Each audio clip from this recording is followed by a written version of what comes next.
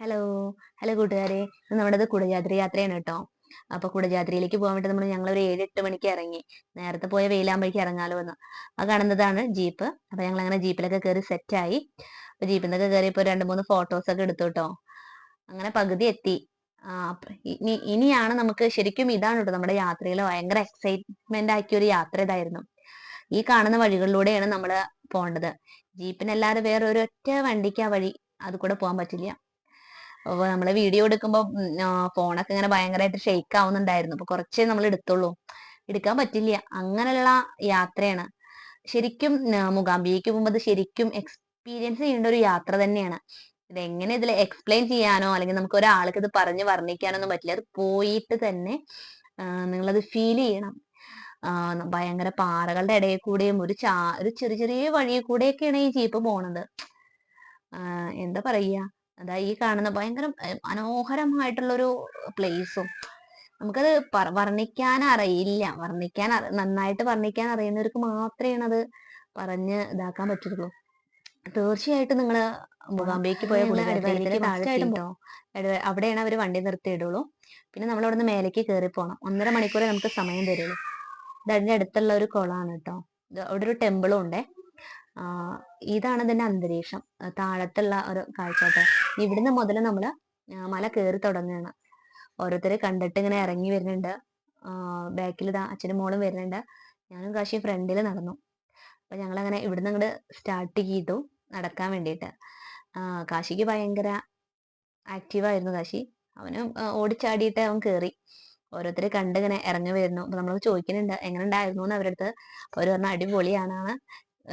കുട്ടികളെയും കൊണ്ട് പൂവ് തന്നെ വേണം എന്ന് പറഞ്ഞു കേട്ടോ.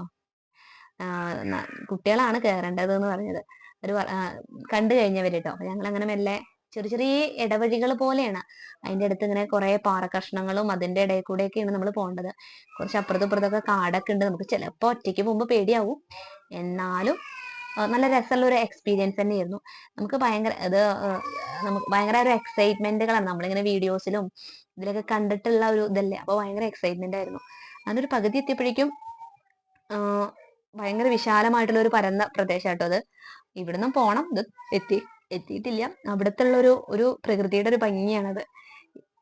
നമുക്ക് ഭയങ്കര ഭയങ്കര അതിമനോഹരമായിട്ടുള്ള ഒരു ഭംഗി തന്നെയായിരുന്നു. പിന്നെ ചെറിയ ചെറിയ ഉരുളൻകല്ലുകൾ പോലെ ഒരു ഇഷ്ടിക കഷ്ണങ്ങൾ പോലെയൊക്കെയാണ് അതിന്റെ അടുത്ത ഒരു പാർട്ടിൽ നടക്കുമ്പോൾ. കുറച്ച് ഫോട്ടോസും ഇതൊക്കെ എടുത്തു ഞങ്ങള്. പിന്നെ അവിടുന്ന് വീണ്ടും നടന്നു. കുറച്ചേരം ഇരുന്നു. അങ്ങനെയൊക്കെ നമുക്ക് അങ്ങോട്ട് എത്താൻ പറ്റുള്ളൂ. ചെറിയ ഇളം വെയിലിന്റെ ഒരു ഭംഗി അതൊക്കെ നമുക്കൊരു ആസ്വദിച്ച് കുട്ടികളെയൊക്കെ കൊണ്ടുപോകുമ്പോൾ അവർക്ക് ഭയങ്കര ഒരു എക്സൈറ്റ്മെന്റും ഒരു കൗതുകമൊക്കെ തോന്നും കേട്ടോ. നല്ല കാറ്റുണ്ട്.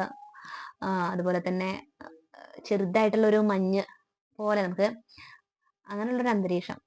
ബാക്കിൽ അച്ഛനും മോളൊക്കെ അവരൊക്കെ മെല്ലെ പിന്നെ അങ്ങനെ വരുന്നുണ്ട്.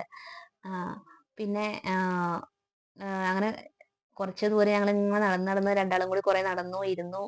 എന്നിട്ടൊക്കെയാണ് ഞങ്ങൾ അവിടെ എത്തുന്നത്. കുറച്ചു നേരം ഓടുക, മെല്ലെ പോവാനേ പറ്റുള്ളൂ. പക്ഷെ എന്തായാലും പോകേണ്ട ഒരു സ്ഥലം തന്നെയാണ് കേട്ടോ കുടജാദ്രി എന്ന് പറയുന്നത്. ഇങ്ങനെ ഇങ്ങനെ കുറച്ച് ചെറിയ ചെറിയ ഇടവഴികളൊക്കെ ഉണ്ട്. അടുത്തൊരു സ്ഥലത്ത് ഇങ്ങനെ ഭയങ്കര മനോഹരമായിട്ടുള്ള ഒരു ഭയങ്കര കാറ്റുണ്ട്. മനോഹരമായ പ്രകൃതിയുടെ ഒരു ഭംഗി എന്ന് പറഞ്ഞാൽ നമ്മളിവിടെ എത്തുമ്പോൾ ശരിക്കും നമ്മള് അറിയാതെ അതിലിങ്ങോട്ട് ലയിച്ചു പോകും. അപ്പൊ ഞങ്ങൾ ഇങ്ങനെ വിചാരിക്കുന്നത് ആ കാണുന്നതാണെന്ന് തോന്നുന്നു, എത്താറായി എന്നൊക്കെ പറയുന്നുണ്ട്. ഇത്രയും ദൂരം നടന്നു വന്ന് നമ്മൾ ഇവിടെ എത്തിക്കഴിഞ്ഞാൽ നമുക്ക് കിട്ടുന്ന ഒരു സാറ്റിസ്ഫാക്ഷൻ അല്ലെങ്കിൽ ഒരു ലക്ഷ്യസ്ഥാനത്ത് എത്തിയ പോലെ നമുക്കൊരു ഫീൽ ചെയ്യില്ലേ. ഭയങ്കര ബ്യൂട്ടിഫുൾ ആണ്.